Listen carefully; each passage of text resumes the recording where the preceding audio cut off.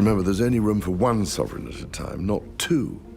So you can't be the same as the sovereign. The metaphorical rug can be pulled from under your feet quite quick at any point. You maybe think to yourself, it won't happen to us. But when it does happen to you, yeah, then it takes you into some pretty not great places. Palace life is built on loyalty, duty, and centuries of tradition.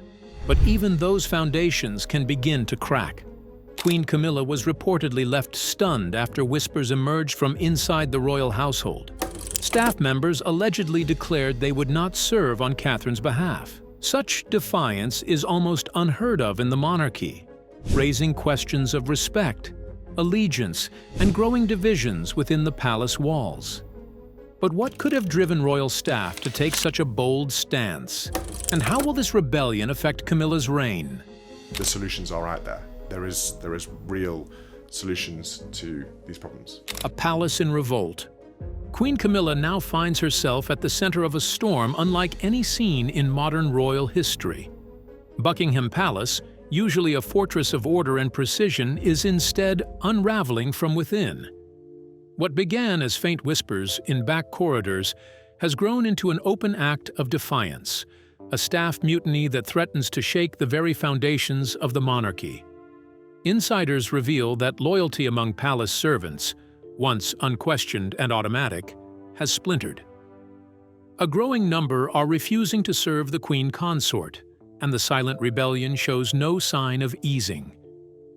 According to those closest to the inner workings of the royal household, the protest is not random. It is believed to be a direct response to what staff describe as deliberate humiliations directed at Catherine, Princess of Wales. These were not isolated incidents, but a series of actions that have left scars too deep to ignore. The result is a quiet but powerful uprising, carried out not with shouts or banners, but with small, persistent acts of resistance. At first, the signals were almost invisible. An attendant who once stood ready at Camilla's side would suddenly excuse themselves just as she reached for a drink. A trusted butler of decades would vanish from the room the moment she entered. Doors that should have opened instantly remained shut just long enough to make her presence awkward. Afternoon tea would arrive late. Evening wine would go missing altogether. Tasks once completed with military precision were now deliberately delayed, disrupted, or abandoned. For a royal household where service operates like clockwork, such disruptions are not mere accidents. They are statements.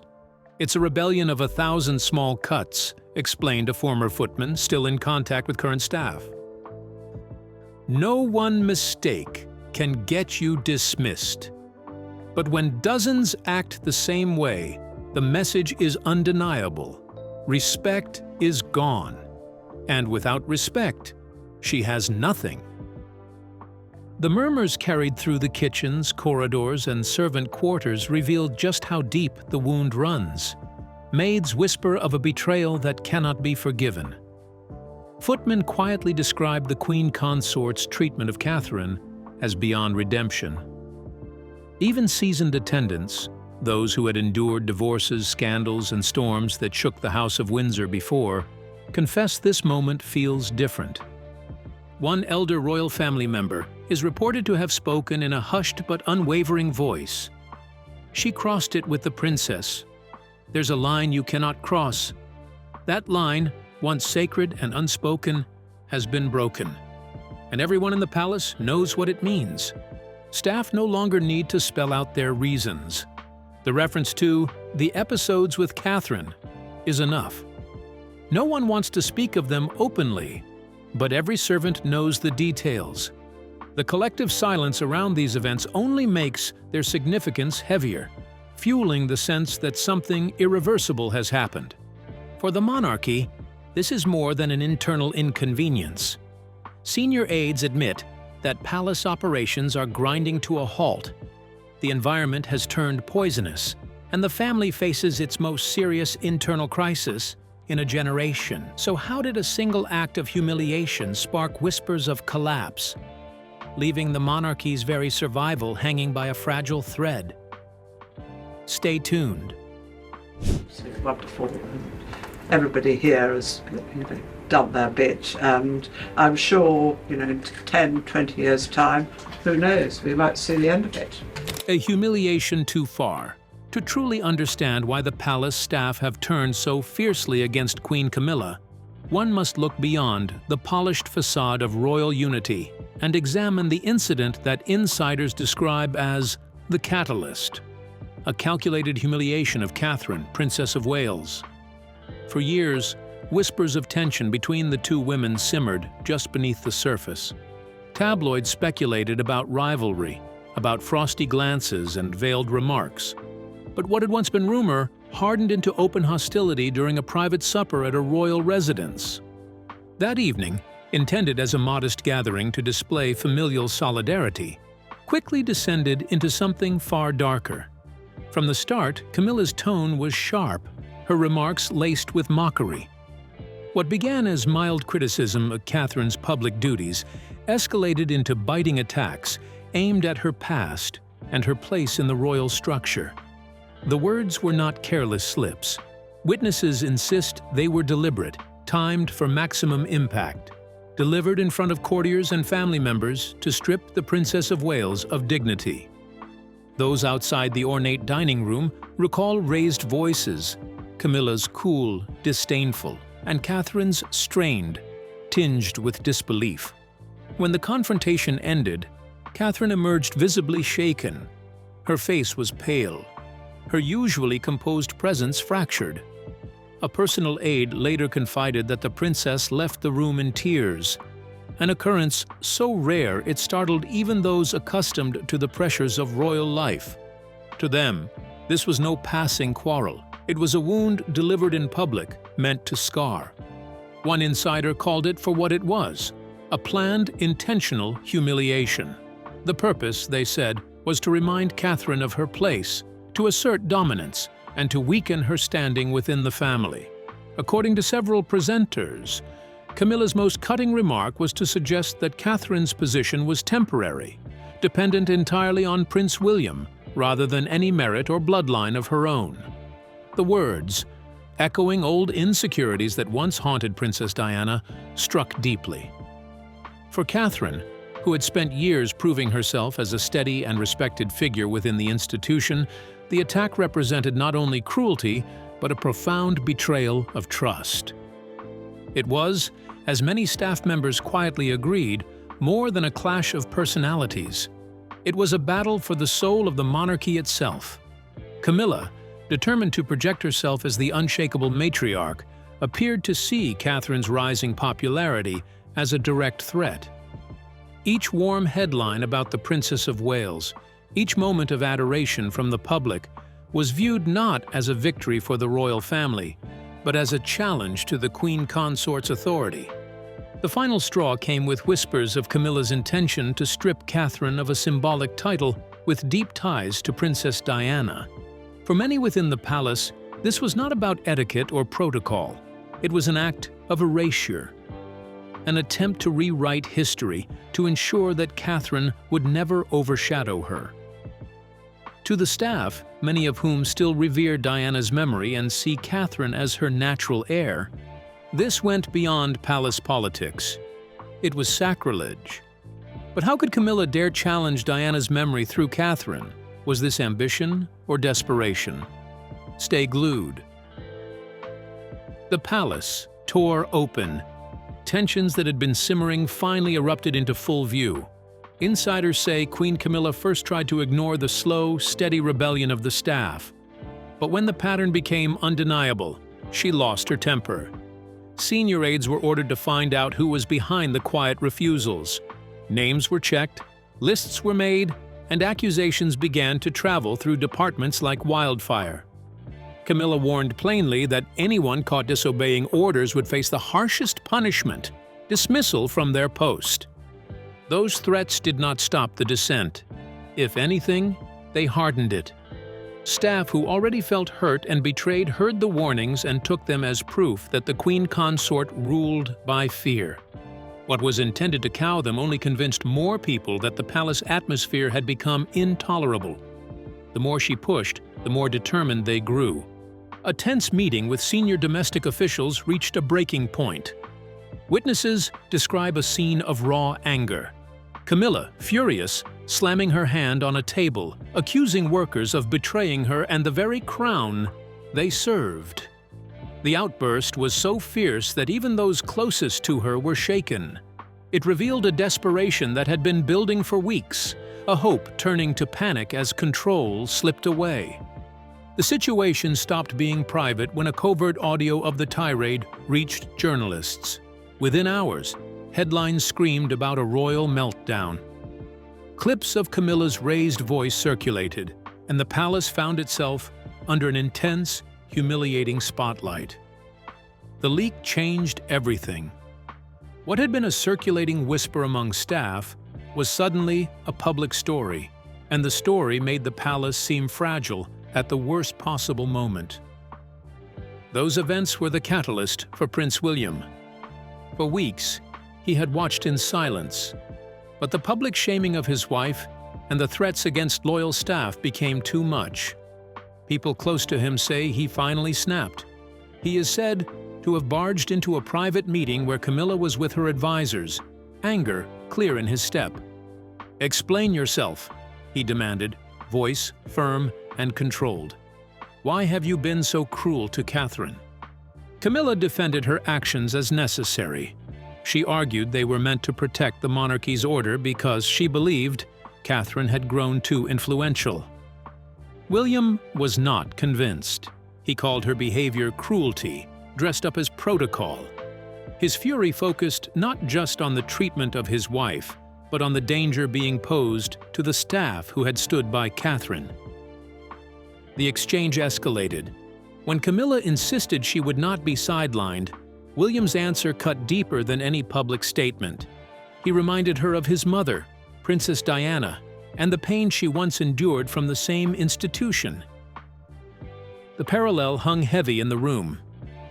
"Don't let Catherine suffer the same fate," he warned in a low, blazing voice. His final words were sharp and clear. "No one will be allowed to disgrace my wife and walk away unpunished." That vow changed the tone inside the palace. What had started as a quiet refusal to serve now carried the weight of a household's moral stand and the promise of retaliation from the heir. The private fury, the leaked recording, the public headlines, and the prince's pledge all combined to push the crisis into a new, dangerous phase, one where decisions would no longer be made behind closed doors, and where every action seemed destined to answer the question, who will the royal household ultimately stand for? And now, with loyalty fractured and silence louder than crowns, whose side will history reveal the royal household truly served? Stay with us. A Crown in Crisis.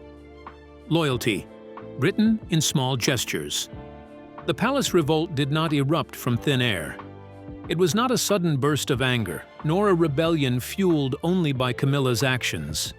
Its roots stretched back over more than a decade, quietly nourished by Catherine's own conduct. Within the rigid hierarchy of Buckingham Palace, where staff are trained to remain invisible, their personal lives often disregarded, the Princess of Wales had always chosen to notice them. And in those small choices lay the seeds of something extraordinary.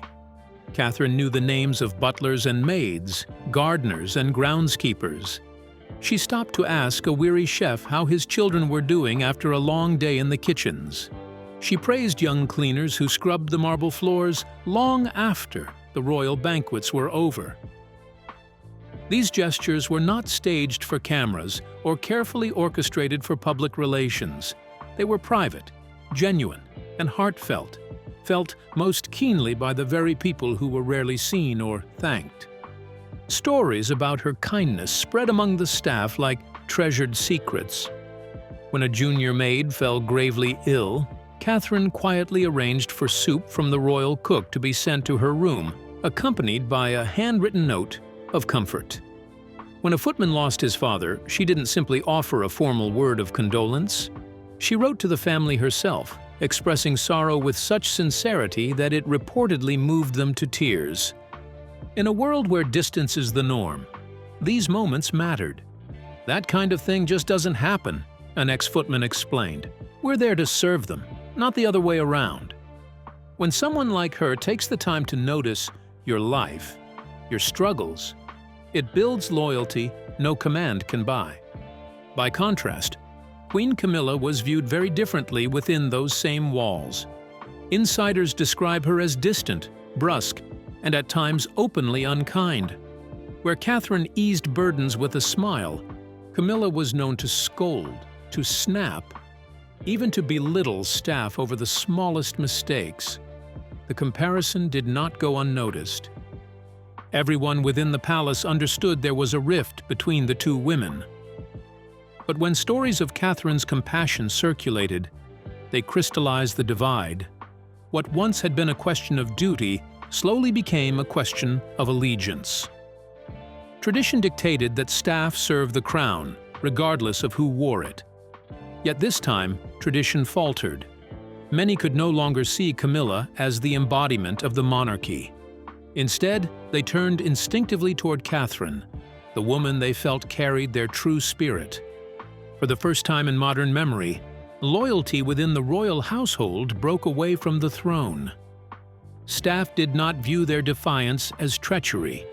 They believed it was an act of preservation, a way of protecting the dignity and future of the monarchy itself. In their hearts, they had already chosen Catherine. To them, she was not only the Princess of Wales, she was the queen they believed in, the Queen of Hearts. But how did a silent rebellion inside gilded palace walls turn Catherine into the chosen Queen of Hearts? The moment when the curtain was pulled back. If the private supper marked the spark, then what followed became the explosion. For inside the walls of Buckingham Palace, whispers and subtle gestures of defiance were one thing, but before the eyes of the world, the rift could no longer be hidden. The fracture went public, and the consequences were immediate. It happened at a glittering diplomatic reception, one of those carefully choreographed evenings where every smile, every handshake, every toast is designed to project unity and British authority to the global stage. Beneath chandeliers that cast a golden glow over the Grand Hall, foreign dignitaries, ambassadors, and senior officials mingled in perfect formality. On the surface, everything gleamed, but in the space of a single exchange, the illusion cracked. Witnesses recall Queen Camilla stepping toward Catherine, Princess of Wales, with calculated precision. She did not raise her voice. She didn't need to. The words, though softly spoken, were sharp enough to slice through the hum of polite conversation. What she said remains guarded, shrouded by a palace desperate to suppress the details.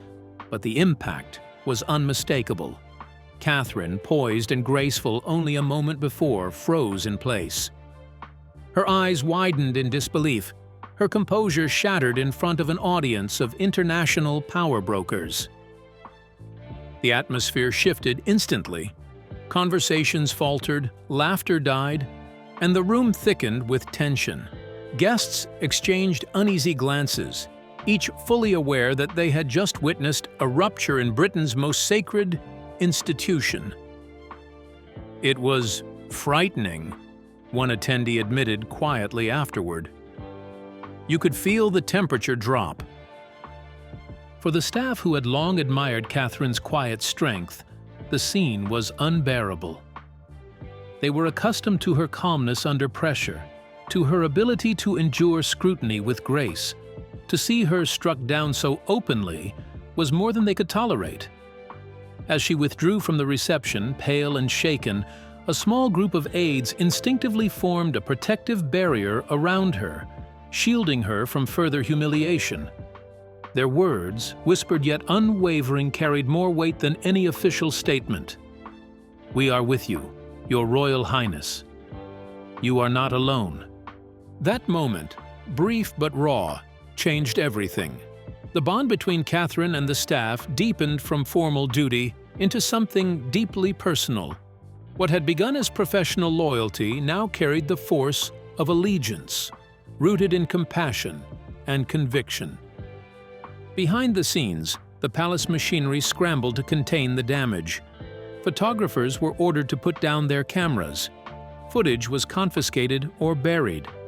Press releases hailed the evening as a resounding success, filled with praise for Britain's diplomacy. Yet those in attendance knew the truth. The Queen Consort's cutting tone, the Princess of Wales's visible anguish, and the silence that followed could not be erased by spin. Prince William's reaction was measured in public, but searing in private.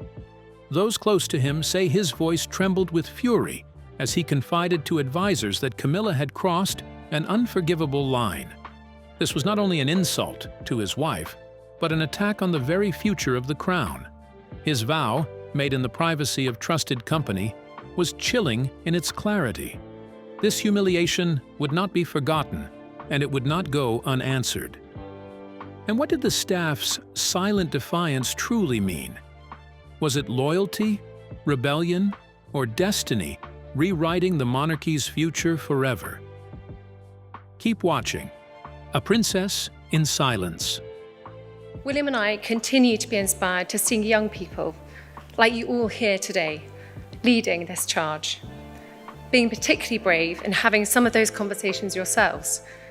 As the storm within the palace grew, the effects could no longer be contained behind gilded gates.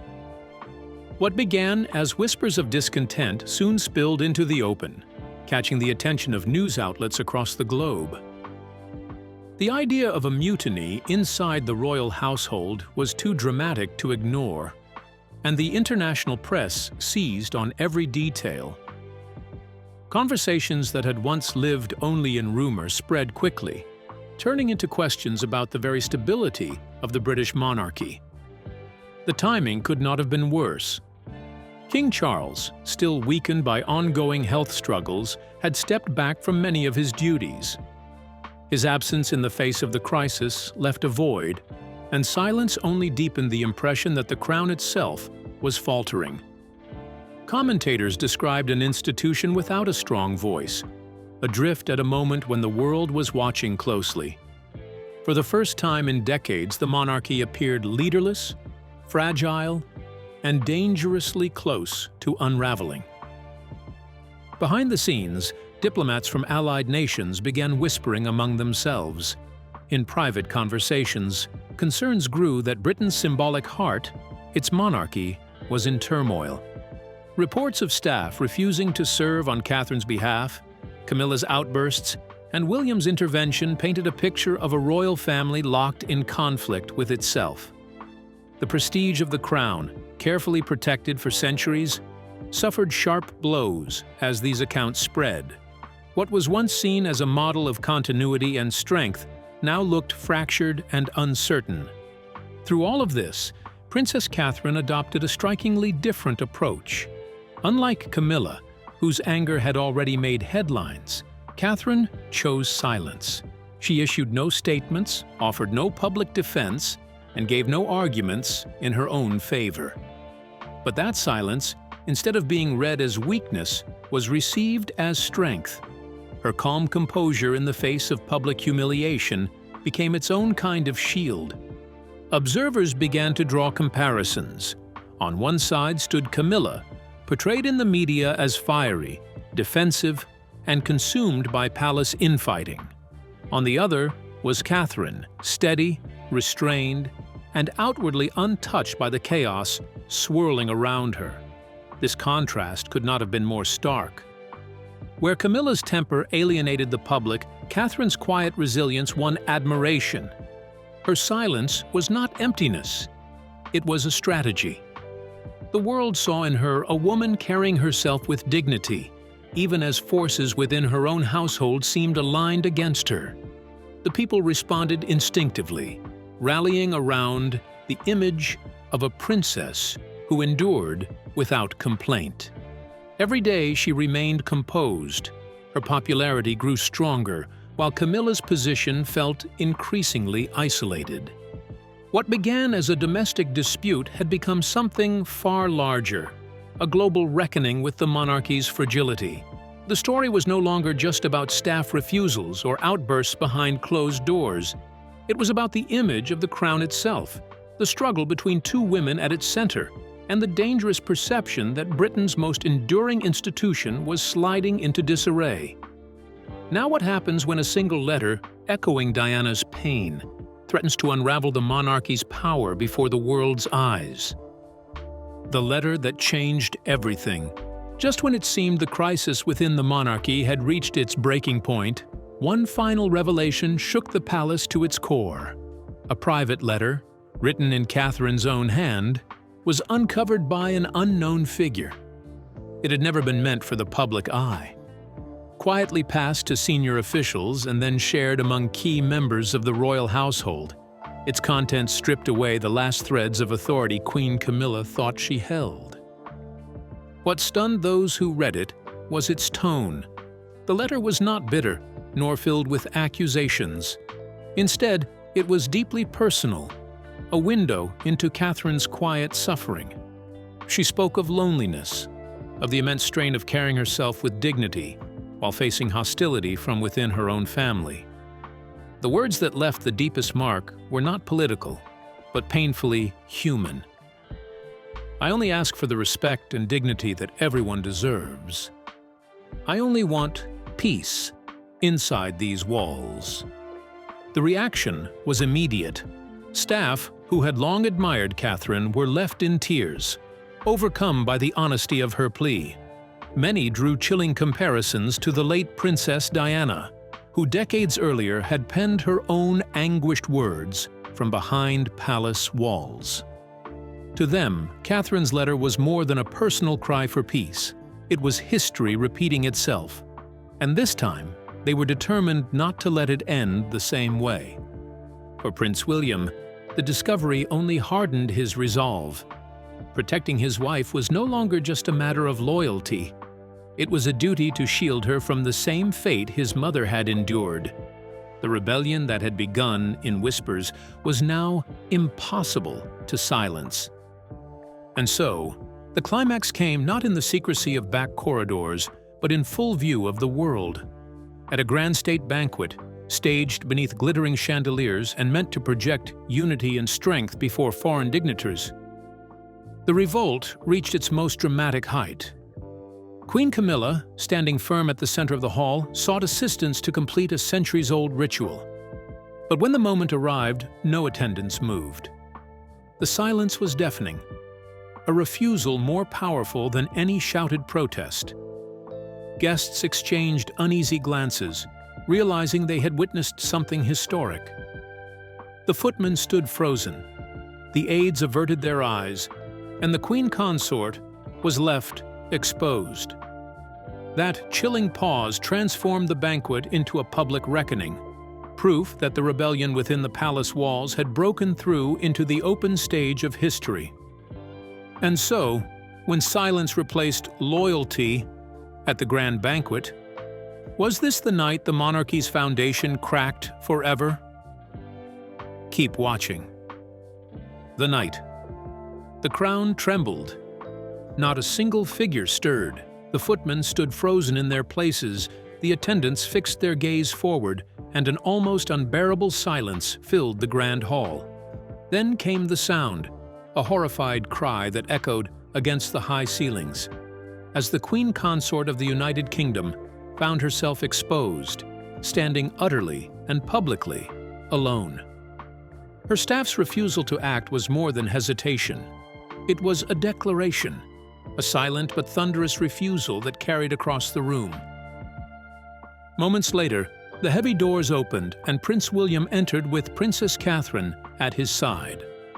They walked with quiet authority, their composure unbroken, their presence steady, almost immovable, like a wall of calm in a storm.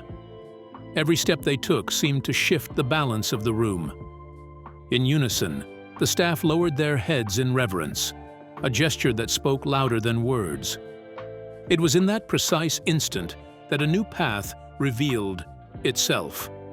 The loyalty of the household was laid bare for all to see. Without a single word, Catherine claimed the respect of every soul present. Her silence was power. Her dignity was her weapon. While she stood unshaken, Camilla remained stranded in isolation. Witnesses later described the queen consort's expression as collapsing under the weight of realization, a face broken by defeat. For the first time, she seemed to understand that the battle was already lost. She was not only confronting Catherine, but also a wall of staff who had chosen their allegiance, a stepson who stood firmly by his wife, and a monarchy whose future was moving on without her. The crown she had pursued with such determination now felt hollow, stripped of the reverence she once believed it carried. The rebellion did not end with a dramatic proclamation or a shouted command. It ended with something far more devastating. A silent truth no one could deny. At the very heart of Buckingham Palace, a decision had been made. It was Catherine, not by decree, not by announcement, but by the quiet will of those who served, who was chosen. To them, she embodied the dignity, compassion, and quiet strength that the monarchy needed. And for Queen Camilla, the damage from her own actions had carved wounds that could never be healed. So what do you think? Was this the moment Catherine truly became the people's queen, leaving Camilla powerless? Share your thoughts in the comments. Don't forget to like, share, and subscribe.